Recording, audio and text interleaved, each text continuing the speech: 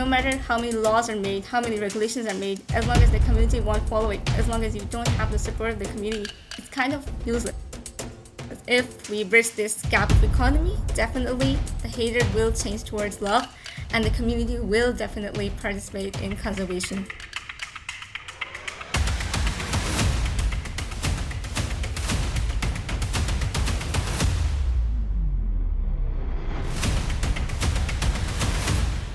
Hello everyone, welcome to Resilience Tracks, the podcast where we follow the tracks of the next generation of environmental leaders working to build a more resilient future here on Earth. I'm your host Stephanie, and today we are joined by Noveera. Noveera is currently doing a master's in environmental science in Pakistan, and outside of her studies she has worked with a huge variety of environmental organizations in the country, including the Pakistan Museum of Natural History, the Pakistan Environmental Protection Agency, the Pakistan Meteorological Department, and currently is working with the Climate Forward Pakistan. Today is such a super special episode because Noveera is also on the Resilience Tracks team as a host as well. So we're finally digging into her story today. So welcome Noveera on the other side of things. I'm so excited to have this conversation with you today. Thank you so much for having me, and thank you so much for such a warm welcome and such a well-detailed intro. It's really an honor to be here, especially as a guest, because it's a totally different feeling from being a host. For sure. And I think we can jump right in. So another fun fact about Noveera in this situation is I actually got to visit her in person when I was in Pakistan just last month. And we had so many conversations about the environmental state in the country and across the world. So I really want to dig into those today. So to begin, Noveera, can we talk about the thing that kind of entrances me is your research on human-carnivore conflict. Yes, sure. So my bachelor's research was on human-carnivore conflict. So idea came because one of my friends was from Chitral. So my study area was Chitral in the north of Pakistan, and her family was linked with livestock rearing. So she just kept on discussing we get attacks from predators like wolves and jackals, and a lot of our livestock is eaten. As a result, our economic loss is very much. And then we started discussing it, and we talked about it with our supervisor. So that's where the whole idea originated. And luckily, my supervisor's specialty was also human-carnivore conflict. So he immediately agreed, yeah, let's go with it. So we went with it, and to carry out the research, so we prepared questionnaires. And obviously, because we were working with the local community in Chitral, so they're not very well with English and even Urdu.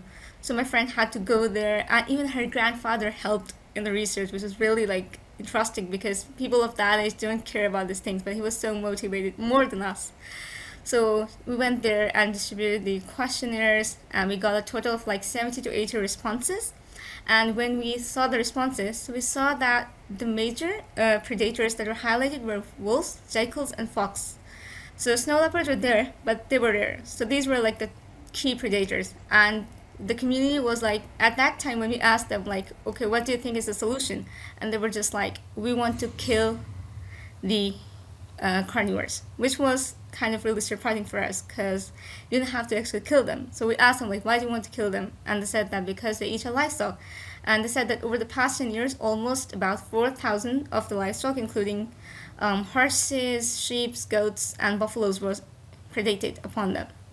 So at that time, we gave them a situation that, for example, if you're given some alternate income sources, or if you're kind of given some alternate options, or maybe you are given better sheds, or we go for things like trophy hunting or natural parks in your area, would you like them, or would you still go for killing? So when we gave them these options, fortunately, more than 80% of the people, they were yes, if we are given alternate sources of income, we don't have any problem with it. And we are going to ourselves participate in the conservation. So that was really inspiring for us. And that's when we knew that, yeah, the problem was that economy was the problem behind the whole story. So the people had no hatred for the carnivores, but it was just that it was a source of funding for them. So we had meetings with the wildlife departments that were working there, the World Wildlife Department and the Snow Leopard Foundation. These were the two foundations.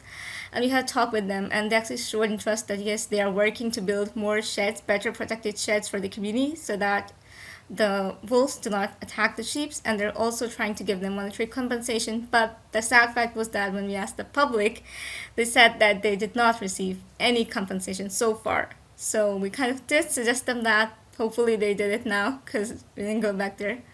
But so that was a bit of a story. And the moral of the story was that yes, if we bridge this gap of economy, definitely the hatred will change towards love and the community will definitely participate in conservation. So that was the whole moral of the story. Yeah, wow, that's such a crazy insight as well. Not only the perception of the people not being in hate, but just the necessity of protecting the livestock, but then also that second level of nothing actually being done on the ground. I'm curious, could you, for the audience who's never been to Pakistan before, kind of describe Chitral, what the landscape is like, and then also kind of distinguish, you mentioned that they don't really speak English or Urdu, kind of what that cultural dynamic is like in Chitral. Yes, so Chitral is like located in the north of Pakistan and the landscape is mountainous. So there are tall mountains, glacier capped. Most of the times there's snow. Even in summers, like the temperature, the maximum that goes is 20 degrees Celsius, not more than that. And in the winters, it's extremely cold there. So mostly the culture, when you talk about culture, so people there speak Chitrali language. So that's a whole separate language, very different from Urdu, very different from English.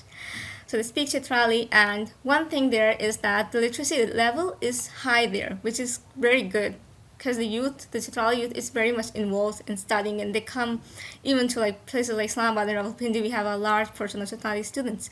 When we talk about culture, one thing is that there is a bit of a, it is also like a politically unstable area. So sometimes there are terrorist attacks there and things like that. And most of the people there, because the youth is educated, but the old people they're associated with livestock keeping. So even they force their youth to still go there and go for traditional methods of livestock keeping and agriculture.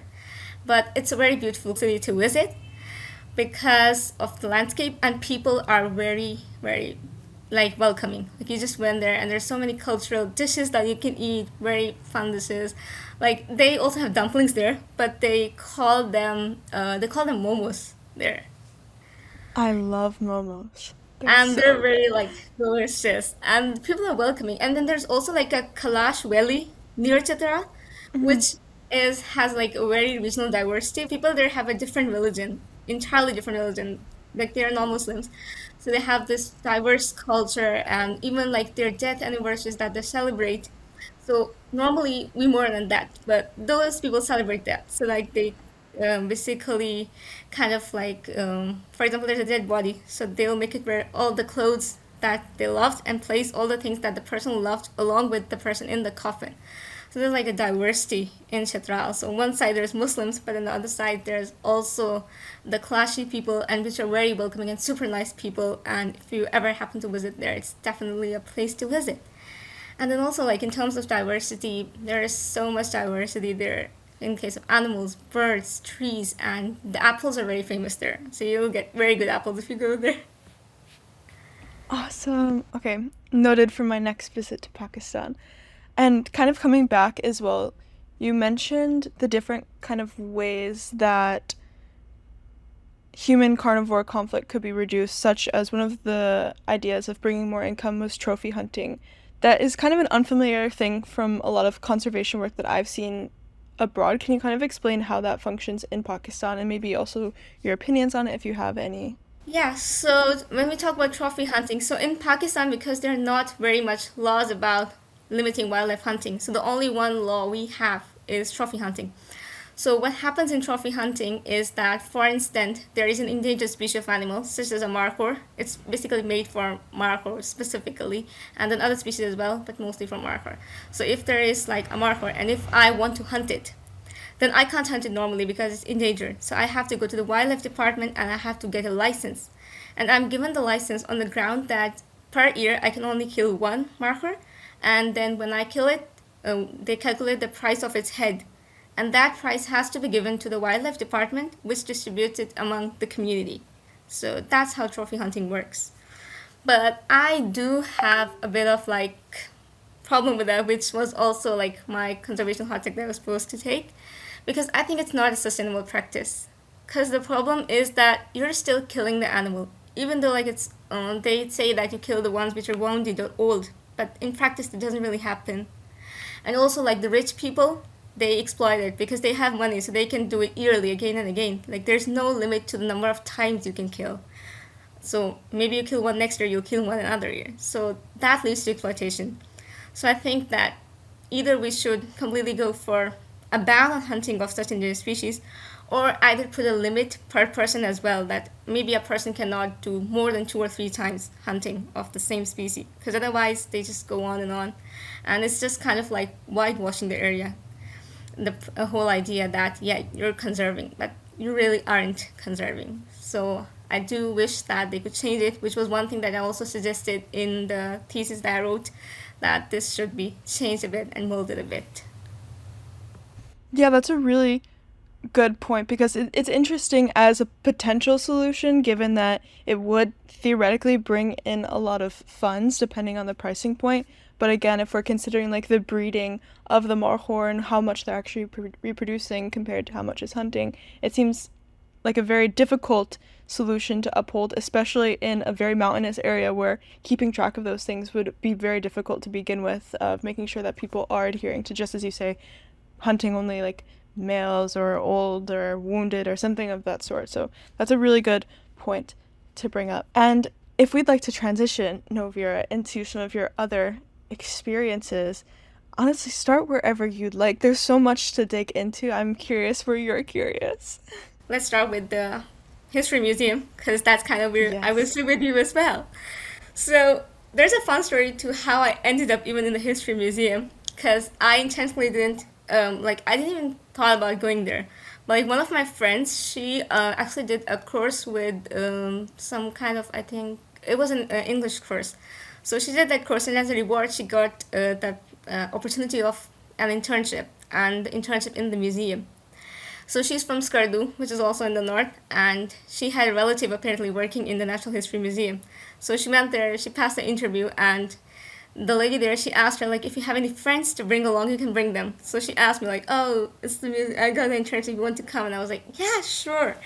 And we joined it, and when I joined it there, because I've already visited the museum, but I visited it as a visitor. But when I got to see the behind the scenes of those whole trophies that are placed there and the plants placed there and the whole display, that was like so amazing. Because I worked in the botanical division, so we worked with how the whole herbariums are made. So whatever plants are displayed, we kind of like worked with the idea, and it was a really tedious task. Because for example, we worked with the buttercup family, so that's a major family, and then there are subfamilies. So you take the plants, you pick them, and then you write the name of the plant, the species, and the time of collection, date of collection, shoot line, etc. And you put them in these big books, and then you realize like, wow, there's so much diversity in Pakistan, as well as like it's a tiring task and very difficult task, and not something to be taken for granted. And similarly, I also worked in the earth sciences division. So that was cool to work with kind of fossils and rocks, and kind of saw like how big rocks they originally bring, and just like they like break it down into a small piece, and then they break it down into a thin film, and then they actually like put it under the microscope, and that's how they like determine the whole mineral composition, and kind of determine like, oh, this was maybe an igneous rock, it came from a volcano, or it was a sedimentary rock. So when I saw that, I was also like, wow, like that's really cool. Okay, that's how you know it. So those were the two divisions that I kind of worked with in the Natural History Museum. And then yes, of course, we were given a fully guided tour of the museum too, with the tour guide, which was the best because he explained everything so well. And yeah, I think I really loved that. Kind of grateful to my friend as well for giving me that opportunity. Yeah, it's super awesome to have kind of your network of friends kind of pulling you into it. And also, but what I was also going to say is that Noveera was my guide for the museum, and you did an incredible job of showing me around everything. So thank you for that. I have a question about kind of the balance between what is presented in the museum and like how much stuff is going on behind the scenes. Because as you mentioned, like you're kind of archiving and putting a lot of details to plants. Like what, if you have an estimate, compared to how many plants are on display, how much is in the boxes behind the scenes? There's a lot more in the boxes than what is displayed. So for example, if I would say maybe in terms of plants, like only 30 to 40% is displayed. The rest is like in those boxes, in those huge folders. So there's a huge variety. Similarly, if we talk about rocks, what's displayed is almost 50%. And 50% of it is actually behind, that they're still working on. They will put it eventually, but right now just gives you a limit of space, so they have displaced only 50%, but the 50% is there, and they're continuously working out and coming up with more and more stuff to be displayed. So yeah, there is like a whole new world behind. Even in terms of corals, like there are so many cute and different species of corals that are not displayed there yet. So there's a lot of stuff behind the scenes that's not there. Yeah, and then my other question would be, like, when we think of a museum, we think of the exhibition spaces. Like, that's the museum, what we see. You mentioned a lot of kind of cataloging and research that goes behind. What is, would you say, the primary goal of the museum as an institute, and or any of the goals and some of the research questions that are happening behind the scenes? Okay, so the major goal of the museum and why the museum was established, it was basically purely to present the Pakistani biodiversity to the world. So, because before the Natural History Museum, there was no museum in Pakistan, no Natural History Museum. There were history, but not natural history. So, the whole idea was to present to the international world that what kind of biodiversity, what kind of diversity in plants, what kind of diversity in rocks exists in Pakistan. Also, another major purpose was to educate the Pakistanis as well and to kind of increase their love for the state as well. That there is so much that they have to protect and they have to conserve. Other than that, it also works for the research purposes. For example, to find out and keep a track of how much diversity was there in Pakistan before, how much is reduced now, and also kind of figuring out like how the changes happened in diversity over time through the fossils. So those are the kind of other purposes, but the major was to kind of showcase that beautiful side of Pakistan to the world as well as to the citizens of Pakistan, to tell them that yeah, this is what they have to protect. Yeah, that makes a lot of sense. And it definitely does show the biodiversity in a very fun way. I mean, you see the river dolphin, taxidermy, and the snow leopards, like such diversity from ocean to the highest mountains in most of the world, right? And then we also saw in the main kind of exhibition, or maybe not the main exhibition hall, but one of the exhibition halls, you and I, Noveera, talked specifically about how half of the side was actually talking about environmental degradation and other problems, as opposed to the normal kind of picturesque scenes of wildlife in their perceived natural habitat. Maybe we can talk about kind of that decision making of the hall and the role of the museum in trying to advocate for more than just what the natural history and biodiversity is, but also what we need to do to protect it. Yeah, actually, so the idea behind that display was that previously that display was not there in the museum. So previously it wasn't existed. It came almost about like 10 years ago when the problems of environment started highlighting in Pakistan and around the world as well, when there came a bit of awareness. Then they decided that we should also put something through which we can teach the kids particular that what is the problem, what is to protect.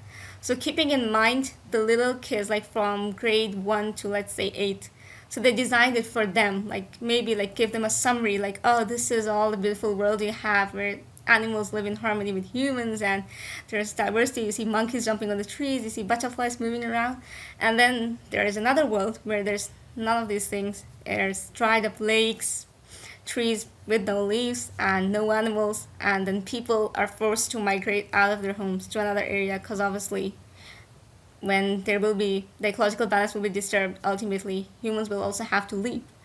So the whole idea was to kind of educate the people and the kids particularly, because when I asked this question from our guide, the guidess, she said that one of the purposes of the history museum was also to kind of, it was built keeping in mind the kids, the young kids. So everything was kept in mind and was kept to a level that even like if you take a school like a maybe 5-year-old to a museum, he will see it and he will also understand like, oh, this is the thing why I need to do this. Which is also one thing, because when I first time visited the Pakistan History Museum, I was very young, so maybe like third grade. So at that time when I visited it, I was like, wow, so this is like, that place looks so mesmerizing to me. And before that, I had no idea we had these amazing things in Pakistan. So my interest started peaking from that. So I think that whole thing was like a great step that's taken by the Pakistani government. And more such museums should actually be established within the country in different cities. Yeah, it definitely feels kind of like a full circle moment for you as well, to kind of be that child with wonder, and then you to then be the person kind of contributing to the wonder for other people. That's such a kind of special experience, and I one day would love to work in a natural history museum. I'm obsessed with them. So let's move in to maybe your work at the Pakistan Meteorological Department. I'm curious, you said that you kind of work with glacials and floods. Tell me more about your experience there as well. The work that I did in the Pakistan Meteorological Department was very different from what I did in the History Museum. So it was digital. Like we worked with softwares, we played with softwares, we played with computers. So I worked with a project that was called GLOF, Glacier Lake Outburst Flood. So what this means is that when the glaciers melt, so they form a lake at the very like the base of the glacier, a small lake is formed. So our with the major project, the idea was to see the changes in the glacial magnitude over the years. So every like 5 or 4 years, they initiate this project like GLOF 1, GLOF 2, GLOF 3 to kind of see the changes that happen inside the glacier. And I worked with the GLOF 3 project. So we kind of compared what the glacial size was in 2020 to 2025. So we monitored it, and the softwares we used were like ArcGIS. So what we took, like we took a satellite image of a glacier from the satellite, downloaded it, and then made a base map manually on the software and kind of compared the size over time using Google Earth. So we kind of traced the lines. So we call the term technically digitizing. And we kind of knew like, oh, with the passage of time, the glacier is shrinking. And so many new lakes were formed actually, which was kind of like also very surprising even for the experts, like, oh, there's so much glacier melting happening and so many new lakes are formed, and some were disappeared. But then also there were some glaciers which were still very much snow covered, and they were like, they called them permafrost. So that was a good point, but the turning point was that a lot of the volume reduction in the glaciers was observed. And seeing that they were building an inventory, well, I didn't really get to complete it because I had only 3 months, but I think so far they might have completed the inventory. And with these kind of results, is there any action plan that needs to be taken in Pakistan to either improve the situation, but it's kind of like a global climate thing that's very difficult, or is there kind of responses that need to be made in terms of what do we do with this influx of fresh water that is occurring in the mountains? Yeah, so one of the major purposes is the disaster risk management. So Pakistan Meteorological Department works in collaboration with the National Disaster Management Authority. So all of the data that is gathered regarding the glacial change in the glacial volume is actually given to the Disaster Management Authority, and then they take steps like for managing the floods in the north of Pakistan. So there are different like warning signs established, and there are different warning systems established. Early flood warning systems are established throughout like the north of Pakistan. There are a bit less because the area is very large and you cannot cover it all. It's very difficult and requires a lot of cost. But some like I think 2 to 3 flood warning systems are working there. So the whole idea of the data from the Pakistan Meteorological Department is to implement that disaster risk reduction strategy in the north. So in case a flood is happening, they can inform the people to kind of move out of their places early. Okay, that makes a lot of sense. I actually had one of my friend's fathers worked with glacial modeling as well in Pakistan, and he predicted that one of the bridges in the north was gonna flood from a river, so then they evacuated the bridge sometime before, and then within, I don't know, a period of time, just as he predicted, the flood did take down the bridge completely. So there was a lot of lives saved by using these modeling softwares. So that's really cool to kind of explore and experiment with that as well. Now let's kind of shift. As you kind of move more, we can go into your work at the Pakistan Environmental Protection Agency. What happened there? Yeah, it's really fun because all the work I did are like so different from each other. So this was a whole different work. So at the Environmental Protection Agency, so as the name suggests, environmental protection, it is a regulatory body. So here we talk about regulations and stuff. So for example, in Pakistan, we have different regulations regarding agriculture, regarding waste. So we have National Environmental Quality Standards, NEQs, and they have different permissible limits. For example, we have a permissible limit for drinking water, that the drinking water can have this amount of contaminants. For example, if we talk about fecal or bacterial coliforms, they should be less than 1 colony forming unit. So in this way, we have different environmental quality standards for even the air and industrial wastewater and agricultural wastewater. And then we also have regulations regarding the plastic prevention and plastic prohibition. So we have regulations regarding the environmental impact assessment, which is linked with building and construction sector. So I happened to work with the EIA division, so the environmental impact assessment, and we did different audits. So for example, if I tell you one story, that we were supposed to do the audit of a building that was supposed to be built for a hospital, and we went there. So what happens is that whenever you want to build a new project, you have to first kind of prepare a report on the predicted impacts of the project, like what would be the impacts, how much water consumption would be there, how much land is required, and is there any endangered species or like a protected species within the area, or is it a sensitive area, like a ecologically sensitive area or a cultural area. So if it's a cultural area, then the project is not allowed. If it's an ecologically sensitive area, no project is allowed. So you send that report and the EIA team reviews it, and then it asks for a public hearing. So you issue a notice that a public hearing will be held on this date at this venue. And the good part of public hearing is that it is open for all. So for example, even me and you, even if we don't live in that society, we can go and attend it. So you go and attend it, and the whole team of the project proponent, as well as the construction workers, they're sitting there, and you are open to ask questions. And the director of the EI is also sitting, and he's noting down everything. So if when the public hearing is done, after that the decision is made. So if the public opposes to it, and if they see that no, it's not in the public interest, then they cancel the project. And if everything goes smoothly, there is no ecological damage, no social damage, then the project is approved. So I kind of done like 2 to 3 of these hearings. Then I also work with the implementation of the plastic prohibition rules. So again, we do some audits. So we visit different shops, shopping malls, grocery stores, kind of go there, and even like cafes, and kind of see that how much plastic they're using. So what they do is that they confiscate all the plastic, and they impose a fine on them, and then they take the plastic. And this is one good thing they do, that the plastic that is taken is very much, like when I did it, it was like a full truck, like a truck full of plastic, so which was kind of really like, oh my god, like so much plastic is being used.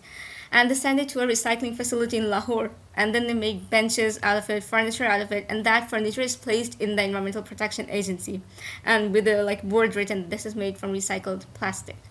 So those were the things that I work with in the EPA, Environmental Protection Agency. So I'm curious about the public hearing. So let's say the agency kind of deems a lot of environmental hazards for something, and then it goes to the hearing. Do the public, can they override those kind of concerns? Or if it's bad enough, it's already like terminated? This is like a very, again, it's a very sensitive issue. Yes, there are a lot of hindrances to it. It's very rare that the public has the higher ground. Mostly it's the project proponent that has the higher ground. Even like sometimes the agency has to back down before them, because sometimes the proponents are people with very well linked resources. So even if the project, for example, a building, I remember that when we went to, I attended the public hearing probably in 2024, and that was the only building that's construction has stopped even now. Like the construction is not allowed because the public didn't show interest, and because they asked for the public hearing and asked for the review once the more than half of the building was done. So because of that, their construction was stopped, because you have to do this before actually forming the structure, and the whole structure was made, and they just had to move in people, and then they asked, oh, we want an EIA review of it. So in some cases, yes, the public gets the high ground, but most of the times people are very sensitive, the proponents are sensitive, and they kind of force it on the agency that they have to pass the project. And then there comes obviously gangs, and there comes money in the problem, and yeah, then things get a bit messy there as well. So this is one dark side of that assessment as well, unfortunately, that we are dealing with. Yeah, it seems like throughout, I mean, everywhere in the world, but through the cases we've discussed today, that money has like this evil power to it in some capacity that overrides, like, we're hunting for more, or we just have like the ability of persuasion and sway with these kind of things. So it's really, really frustrating to kind of to deal with. But there is, like, as you say, some small moments of optimism when the public is more involved in these cases. So it is good that there is, still some like push towards things, and hopefully things will take a turn for better, for sure. But in that case, let's kind of dig into what are you up to now with such a diverse array of experiences. Where are we landing right now? Okay, yes. So right now I am doing my master's from Kaidaza University again in environmental science, but this time with a different research interest. So previously I was working with human-carnivore conflict. Now I'm supposed to work with soil. I'm planning on kind of linking agriculture and kind of soil remediation together. I do want to kind of again play with softwares and kind of go for modeling and make maybe some kind of model, but again that's a very difficult task because I have a limit that I have to complete my master's within like the research within a year. And if I go for such things, that might take more than a year. So I'm willing to spend like more than a year, but my supervisor isn't. So I'm kind of trying to push down things like, oh, I want to do this and kind of like, go beyond the lines. So let's see how that goes. Other than that, I'm working with the Climate Forward Pakistan. So it's a youth led organization. And I'm currently working as a program manager for Climate Forward Academy, which is again a subdivision of the Climate Forward Pakistan.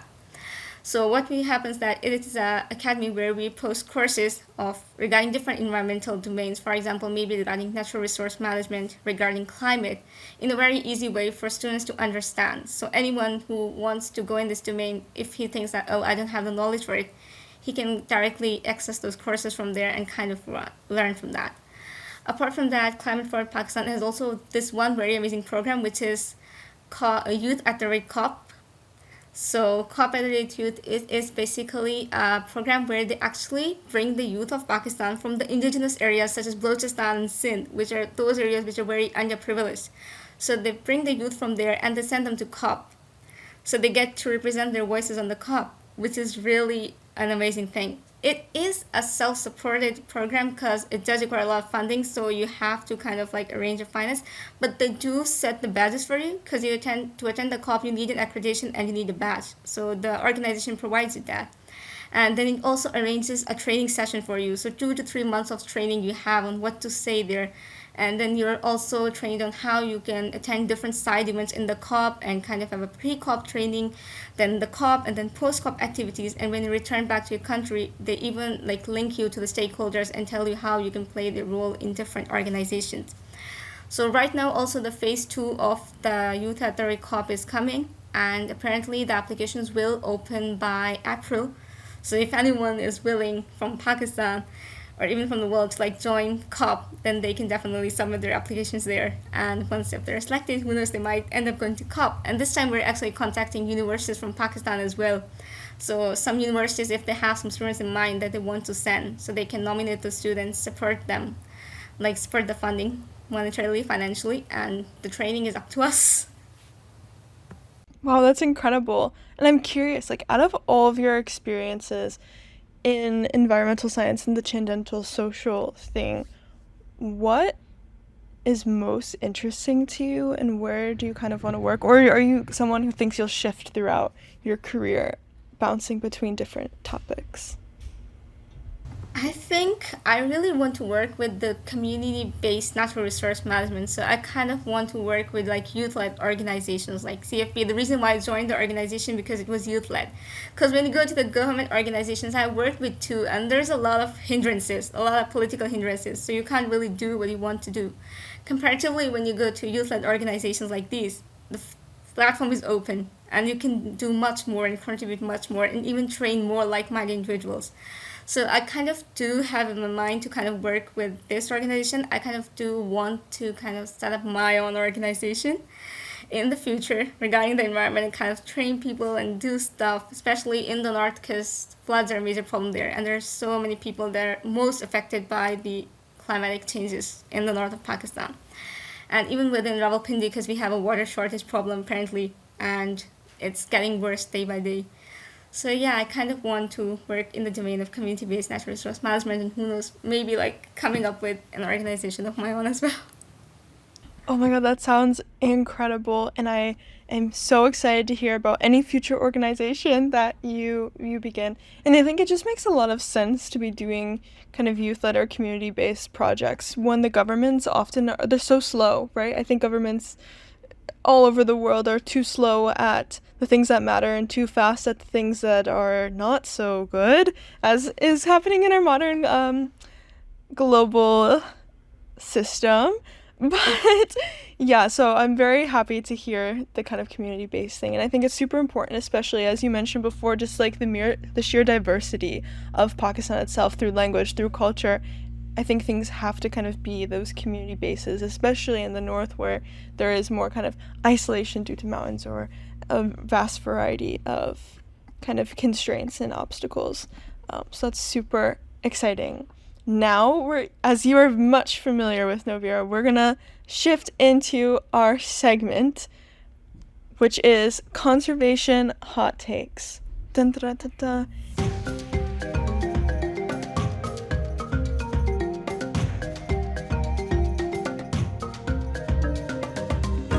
In this segment, we want to know one of your conservation hot takes, basically something that someone will disagree with. I know you mentioned before that we kind of already tapped into it, but if we want to reiterate or if you have a different one, the floor is yours. Okay, so I think my major one was definitely the trophy hunting one, and I know if I say it in front of the experts, like, oh, this is not a sustainable approach, they will be like, oh, you're questioning our years of experience. But I do believe that, yes, trophy hunting, maybe like for a short period of time, yeah, maybe it's good to it puts a little bit of ban on it. I mean, it's better than nothing. But then if you look at it in the long time, and if you look at the kind of people we have, and mostly the poor people that never go for hunting. So who are the ones that go for hunting? They're the rich ones. And they have money. And obviously they can just buy the license again and again each year and hunt and hunt and hunt and hunt. And you can't stop them because apparently they are following the procedure. So I kind of want that to be changed, and that is why I think that trophy hunting, even though it is considered sustainable, I think it's not as sustainable. Another conservation hot take, I think, is that for some reason I believe that when it comes to environmental conservation, there is a lack of communication that exists between the environmentalists and the community. Because I think even in Pakistan, if I talk right now, if we talk about environment with the community, despite that the government is doing so many efforts, there is an environmental protection agency, there are different campaigns even led right now, like a smog reducing campaign is being led throughout the country. But still, people are like, what's environment? And they consider it a luxury. So they're like, we don't need to protect it. We need to first do less of the things. Which kind of makes sense too, because yeah, they have the right to earn and they have the right to feed themselves properly. But they can do so in a sustainable manner. So I kind of feel like there's a gap between where we are standing and where the community is. And that gap is due to the communication. And which is always one of the questions that I ask wherever I work. And I'm like, why can't we still bring the people on one page? And why is the missing link, and where is that gap? Because I think as long as the community doesn't really understand what's the problem, they will not be able to relate to it. They cannot solve it, because no matter how many laws are made, how many regulations are made, as long as the community won't follow it, as long as you don't have the support of the community, it's kind of useless. Even technology won't be able to save you. So it's really important that we bring the community with us, and we kind of tell them that yes, this is your nation, this is your country, this is your planet, and you're supposed to protect it. So this is one thing that I hope that this gap of communication could be fulfilled. Yeah, that actually makes a lot of sense. I think it's also kind of this piece of agency that people have and who actually has the power to make a difference in their community as well. Because I found that I had a lot of conversations with people in Pakistan and elsewhere as well that I was surprised in some cases where, like, let's say we're standing next to a very, very polluted, plastic filled river.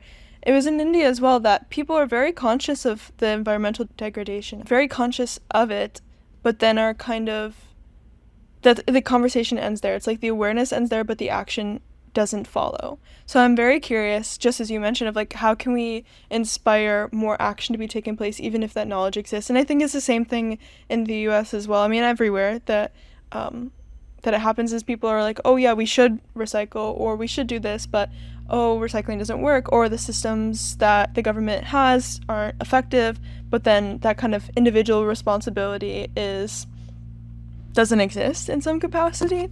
So that's a very curious question I have that I think we should try to work to solve in some capacity. I don't know, brainstorm this. Like if anyone listening to this podcast like has a local solution that has been worked and how they got community to be involved and inspire that, like I'd love to know. One of the questions I was thinking of throughout this is, what do you think are some of the top environmental issues that Pakistan is facing right now? Okay, so one sad story of Pakistan is that we have less than 1% contribution in the global carbon dioxide emissions. But when it comes to the vulnerability, we are among the fifth most vulnerable country. So first of all, we have a problem that is smog. Smog is one of the major problems in Pakistan, especially in winters in Lahore. You can imagine like the sky is blue, but when you go there, the sky is gray, completely gray, and people got so many respiratory problems because of that. They got eye problems, they got skin problems because of that. Even in my family, people suffer from pneumonia and stuff. So this year, the government decided to bring in smoke guns. So what smoke guns do is that they spray this water. It's not actually water; it's another chemical that they spray in the air. So it binds the particulate matter, like the dust, with it, and it settles down to the ground. So that because of that, the smoke clears, the visibility is clear, and as a result, a lot of improvement has been seen. Other than smoke, if we go to the north, there is the problem of floods. Flood is a major problem, and it is increasing. The drastic floods were in 2022, and then we had another episode back in 25. In 2025, like even in Lahore, up till Lahore, from north till Lahore, like everywhere was flooded, and so many housing societies, people lost their houses, and the whole situation was very like upsetting to look at, because people are just standing like nothing, like what do they do, and they're just standing there like where do we go. So that's one of the two major problems we have in Pakistan. And thirdly is the shortage of water, because in throughout Pakistan, in Karachi, Rawalpindi, Islamabad, Lahore, the metropolitan cities, particularly in Rawalpindi, the water level is very low, even the groundwater level, because people are boring the water continuously. And one of the reasons for that is also because the water that is supplied is polluted and contaminated. So due to the reduced quality, people try to bore the groundwater, because apparently groundwater is a lot more pure because it has to pass through the layers of soil, so it gets filtered. And because of that, the water table is very less, and it is expected that we have less water for maybe like just for the next 5 to 10 years, which is an alarming situation. We are in the phase of water scarcity. Apart from that, waste management is an issue. As you mentioned, that lakes are filled with waste. Even if we talk about like where I live, if you go out from my house, you go to the main street, you can see a dumpster literally placed there, but people are going to dump the waste around it. So it's empty, but the waste will be around. It won't be in the dump trucks. So that's kind of one problem. And I think the problem is that because most of the waste is landfilled in Pakistan and recycling is comparatively less. Like only a few agencies are working on it. Compared to the waste generation, the waste recycling potential is less. So that's something that needs to be worked on. So these are the top four problems that we have of environment in Pakistan that we need to consider first. It's so challenging to kind of, I like, just as we mentioned, kind of the agency and the helplessness that comes in these situations. Like if a flood happens, I mean, it is this massive water that is so beyond the capacity of an individual in that case. So it's very, and also when it's a very interconnected between countries kind of issue that we need like more global collaboration on it. It's really unfortunate that, just as you mentioned, to be like a bottom country in terms of carbon emissions, to be suffering the most from other regions, neglect is a very terrible thing. I'm also curious, so that we're not like ending on like such a heavy note, is there any kind of optimistic looks in the environmental state of Pakistan, or any like positive cases that are kind of inspiring you to keep doing this work?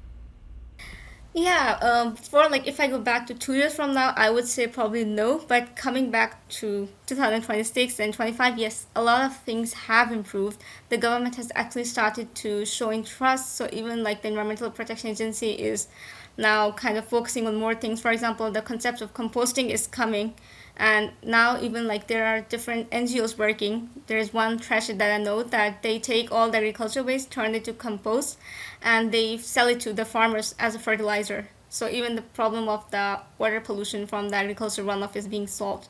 And then they also sell as compost makers to the local communities. So for example, I can buy one and keep it in my home to make compost and kind of give it to my plants and have good plants in my home. So other than that, the government is like bringing small guns to deal with the smog, and they're also opening a lot of jobs for the environmentalists. So there's like a whole fleet of environmental inspectors that was hired in 2025. Almost like 60 to 70 people were employed. And their whole job was that they have to monitor where there are environmental problems, and then they have to report it to the agency and kind of figure out the solutions. And then they also kind of keep a track on the air quality. So for example, now we have a rule regarding the vehicular emissions. So every now and then the vehicular emissions are checked. So whenever you buy a vehicle or you're renting a vehicle, you have to take it to the agency and they will monitor it. And they'll tell you, for example, oh, there's a problem with the like the silencer in case of a bike, it's emitting, so you need to change it and fix it. So now slowly things are progressing. Even in terms of waste, there are small organizations such as, I know one, Papu Recycles. They basically recycle the waste and they can like come themselves to the household. You just have to give them a call. They'll come, they'll collect the waste, they'll take it to the recycling facility and they'll deal with it. So slowly we are moving there. So I think that that is something that makes me want to continue. Like, yes, there are people, and particularly when you talk about youth, youth is very much moving to this side. So that's a ray of hope. Okay, that's so good to hear. And I'm curious, as someone who is doing a lot of advocacy work for the youth, do you have any recommendations for young people who are listening, some steps they could take if they want to do, the question, if they want to do something similar in the field in Pakistan or elsewhere, just the general advice? Yeah, I think one of my advice to the youth will be that the earth is yours, so you don't have to really be from Pakistan or be from anywhere to kind of work it. You have to have an environmental science degree. No matter what degree you have, you can still manage to play your role. And what you can do in that is that something as simple as, for example, turning your tap off while you're brushing the teeth can save a lot of water. Something as simple as throwing your waste in the bin, or maybe when you're outside, putting the packet of chips that you just ate in your pocket will help. And if you are an environmental science student and you want to know like how being an environmental science student I can contribute, I would recommend that you should do a lot of internships and kind of get out there in the field, because that's when you get to know and find that direction, like, oh, this are the problem and this is what spikes my interest and this is how I can solve it. So I'll just say that get out there, look at the problems, look at the local problems, like what is the problem you are facing, and then kind of think about it, like, okay, what can I do to solve it? And it might look weird at first because people might say like, oh, you're crazy, like you're working on this. But trust me, slowly it will make a change because you will be able to inspire a lot of people around you as well. So little actions, but they'll have a huge impact. Well, that is so beautiful. And I can truly say, Noveera, it has been an honor to have this conversation with you today. And I do genuinely feel inspired by you every time we have a conversation. So I'm so excited to learn more about your experiences, even far beyond what we got to cover while I met you in Pakistan. So thank you so much for being a guest on the podcast you're used to hosting today. Yeah, thank you so much for having me. And yeah, it was really fun for me because I used to be on the host side, so now sitting on the guest side and answering the questions was like, it was also a very exciting thing and something that I really enjoyed. And a message that I would also give to the listeners is like, show a lot of love to Resilience Track podcast. And if you want to feature on us, let us know, contact us. And no matter where you are, no matter what you're doing, just try to be the best version of yourself and kind of just protect the planet. So I hope I was able to inspire a few minds. And once again, thank you, Stephanie, so much for hosting such an amazing episode and for having me here. Yes, thank you. You said it better than I ever could. Before we part, if a listener wants to reach out to you specifically, how can they do so? Okay, so I do have an Instagram, but I don't use it much, but still you can find me there with my name, Noveera Qambar. I feel like NOVEERAQAMBAR. And then other than that, I use LinkedIn more, so you can contact me on LinkedIn. So on LinkedIn, you'll find me by SYEDA Sayeda, and then underscore and NOVEERA, Noveera. So you can find me on these two platforms. Perfect, and I definitely recommend reaching out. So yeah, this was the Resilience Tracks podcast. Thank you so much for listening once again, and we will see you soon.